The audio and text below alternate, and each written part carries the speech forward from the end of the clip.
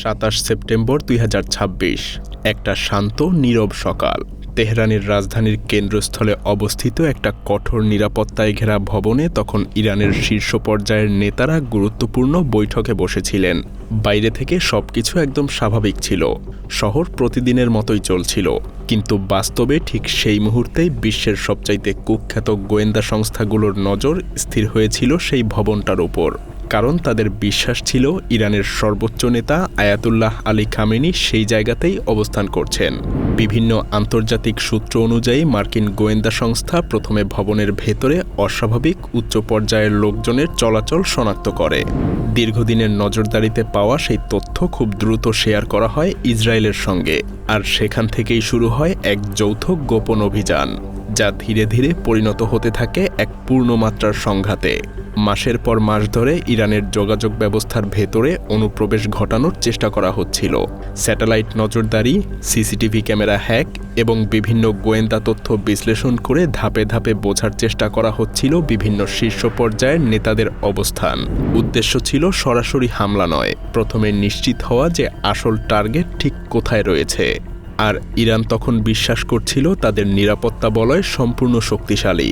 রাজধানী জুড়ে স্থাপন করা আধুনিক প্রতিরক্ষা ব্যবস্থা এবং আকাশ প্রতিরক্ষা ঢাল তাদের নেতাদেরকে নিরাপদে রাখবে, এটাই ছিল স্বাভাবিক ধারণা।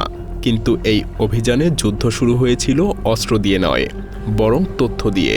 যখন প্রতিটা নেতাদের চলাচল নজরদারির আওতায় চলে আসে, তখন সবচাইতে সুরক্ষিত স্থানও ধীরে ধীরে দুর্বল হয়ে যায়। গোয়েন্দা বিশ্লেষকদের মতে এটাই ছিল পুরো অপারেশনের সবচাইতে গুরুত্বপূর্ণ ধাপ, কারণ লক্ষ্য নিশ্চিত না হলে কখনোই আঘাত করা সম্ভব ছিল না। আর যখন নিশ্চিত হওয়া যায় যে ইরানের শীর্ষ নেতৃত্ব নির্দিষ্ট কোনো স্থানে উপস্থিত, তখনই নেওয়া হয় পরবর্তী ধাপে এগোনোর সিদ্ধান্ত। তেহরানের মানুষ তখনও কিছুই জানত না, শহর চলছিল স্বাভাবিক ছন্দে, কিন্তু ছায়ার আড়ালে যুদ্ধ ইতিমধ্যেই শুরু হয়ে গিয়েছিল। আর ইতিহাস অপেক্ষা করছিল তার পরবর্তী মুহূর্তের জন্য। যুদ্ধ আর বিশ্ব সংকট আমাদের ক্যারিয়ারের ভবিষ্যৎ অনিশ্চিত করে দেয়, তবে বর্তমান সময়ে আসন্ন এসব আর্থসামাজিক সংকটে সকল ক্যারিয়ার ঝুঁকির মুখে পড়লেও কন্টেন্ট ক্রিয়েশন সেগমেন্ট যথেষ্ট সিকিউরিটি দেয়। আর সেজন্যই ভবিষ্যতের কথা চিন্তা করে আমাদের এখন থেকেই ফিউচার সিকিউর করার জন্য স্টেপ নেওয়া উচিত। তাই গত 9 বছরে শূন্য থেকে মায়াজালকে 11 মিলিয়ন সাবস্ক্রাইবারের চ্যানেলে পরিণত করার যাত্রায় আমি যা শিখেছি সেই সকল স্ট্র্যাটেজি এবং সম্পূর্ণ এআই ইন্টিগ্রেশন প্রক্রিয়া এই রমজানে আমি শেয়ার করব আপনাদের কয়েকজনের সাথে। বিস্তারিত জানতে ঢু মেরে আসুন ডেসক্রিপশন এবং প্রথম কমেন্ট থেকে। এবার ভিডিওতে ফিরে যাই। গোপন নজরদারির দীর্ঘ অধ্যায় শেষ হওয়ার পর অপারেশন প্রবেশ করে তার সবচাইতে গুরুত্বপূর্ণ ধাপে। শুরুতে লক্ষ্য ছিল খোমেনিকে সরাসরি হত্যা করা নয়, বরং ইরানের প্রতিরক্ষা ব্যবস্থাকে শুরুতে এমনভাবে ব্যস্ত করে তোলা যাতে আসল হামলার মুহূর্তে সেই প্রতিরক্ষা ব্যবস্থা প্রতিরোধ গড়ে তোলার সুযোগই না পায়। বিভিন্ন তথ্য অনুযায়ী জানা যায়, শীর্ষ পর্যায়ের নেতাদের লক্ষ্য করার আগে প্রথম পরিকল্পনাতেই ছিল তেহরানের আকাশপথ সাময়িকভাবে দুর্বল করে দেয়া। যদিও দীর্ঘদিন ধরে ইরান তাদের শক্তিশালী আকাশ প্রতিরক্ষা ব্যবস্থার উপরই নির্ভর করে আসছিল। রাজধানীর চারপাশে স্থাপন করা রাডার আর প্রতিরক্ষা বলয়কে ইরান নিজেদের নিরাপত্তার প্রধান ঢাল হিসেবে দেখত।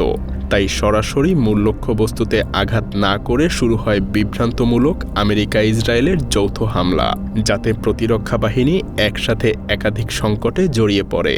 ধীরে ধীরে তেহরানের আকাশে অস্বাভাবিক পরিস্থিতি তৈরি হতে থাকে। বিভিন্ন স্থানে বিস্ফোরণের খবর নিরাপত্তা বাহিনীকে ব্যস্ত করে তোলে। আর ঠিক সেই সুযোগেই শুরু হয় বিশাল এক আকাশ অভিযান।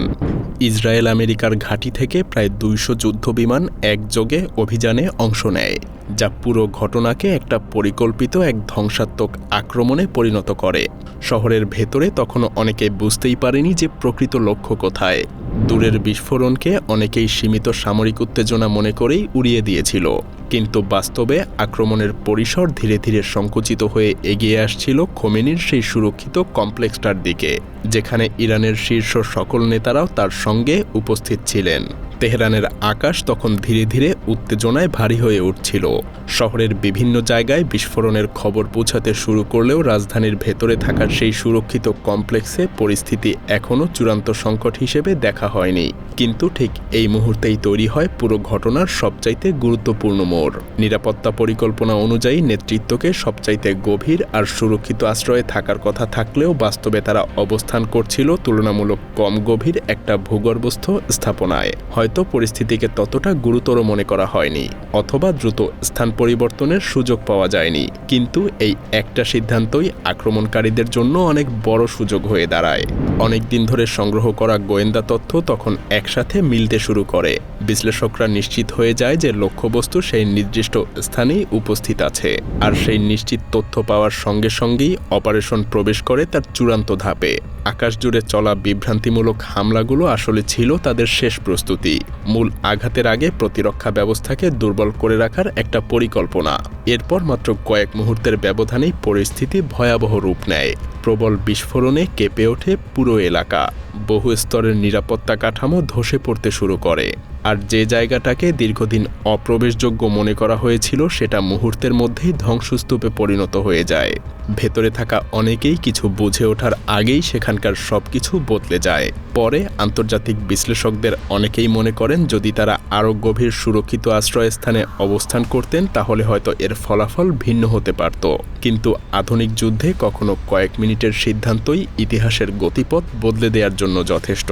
তেহরানের মানুষ তখন ধীরে ধীরে বুঝতে শুরু করে যে এটা শুধু একটা সামরিক হামলা ছিল না, এটা ছিল এমন এক আঘাত যার লক্ষ্য ছিল একটা রাষ্ট্রের নেতৃত্বের পাশাপাশি তার মনোবলকেও গুঁড়িয়ে দেয়া। বিস্ফোরণের তীব্র শব্দ ধীরে ধীরে থেমে গেলে তেহরানের সেই অঞ্চল জুড়ে নেমে আসে এক ভারী নীরবতা। ধোঁয়া আর ধুলোয় ঢেকে যায় রাজধানীর কেন্দ্রস্থল, যেখানে কয়েক মুহূর্ত আগেও দেশের শীর্ষ পর্যায়ের নেতারা গুরুত্বপূর্ণ বৈঠকে ব্যস্ত ছিলেন। উদ্ধারকারী দল দ্রুত ঘটনাস্থলের দিকে এগিয়ে গেলেও খুব অল্প সময়ের মধ্যেই পরিষ্কার হয়ে যায় যে এটা কোনো সাধারণ হামলা ছিল না, বরং খুবই সুপরিকল্পিতভাবে আয়াতুল্লাহ আলী খামেনিকে লক্ষ্য করে একটা পরিচালিত আক্রমণ ছিল। এই আঘাতে ইরানের উচ্চ পর্যায়ের সামরিক এবং নিরাপত্তা নেতৃত্বের বেশ কয়েকজন গুরুত্বপূর্ণ ব্যক্তি নিহত হন। বৈঠকে উপস্থিত নিরাপত্তা সদস্য এবং কর্মীদের মধ্যেও হতাহতের ঘটনা ঘটে। যে বৈঠক দেশের ভবিষ্যৎ নিরাপত্তা নিয়ে গুরুত্বপূর্ণ সিদ্ধান্তের জন্য আয়োজন করা হয়েছিল সেটা মুহূর্তের মধ্যেই পরিণত হয় ভয়াবহ একটা ধ্বংসের কেন্দ্রে। ঘটনার পরপরই গোটা ইরান জুড়ে ছড়িয়ে পড়ে শোক আর ক্ষোভ। রাজনৈতিক মহলে এই হামলাকে সার্বভৌমত্ব লঙ্ঘনের উদাহরণ হিসেবে দেখা হচ্ছে। সেই দিন তেহরানের মানুষ বুঝতে পারে যুদ্ধ এখন আর সীমান্তে সীমাবদ্ধ নেই, কারণ দেশের সবচাইতে সুরক্ষিত স্থানও যখন আঘাতের শিকার হয় তখন প্রশ্ন উঠেই যায় আধুনিক পৃথিবীতে আদৌ কি কোনো দেশ পুরোপুরি নিরাপদ? যদিও ইতিহাস আমাদেরকে বারবার দেখিয়েছে একটা নেতৃত্বকে আঘাত করা গেলেও একটা জাতির বিশ্বাসকে ভাঙা এতটা সহজ নয়, বরং অনেক সময় এমন ঘটনাই একটা নতুন প্রতিরোধের জন্ম দেয়। তেহরানের সেই দিন তাই শুধু একটা ধ্বংসের গল্প হয়েই থাকেনি, এটা হয়ে উঠেছিল একটা নতুন উত্তেজনা, অনিশ্চয়তা এবং ভবিষ্যৎ সংঘাতের সূচনার প্রতীক। কারণ একটা হামলা হয়তো শেষ হয়ে যায় কয়েক মিনিটে, কিন্তু তার প্রতিধ্বনি বহু বছর ধরে ইতিহাসে বেঁচে থাকে।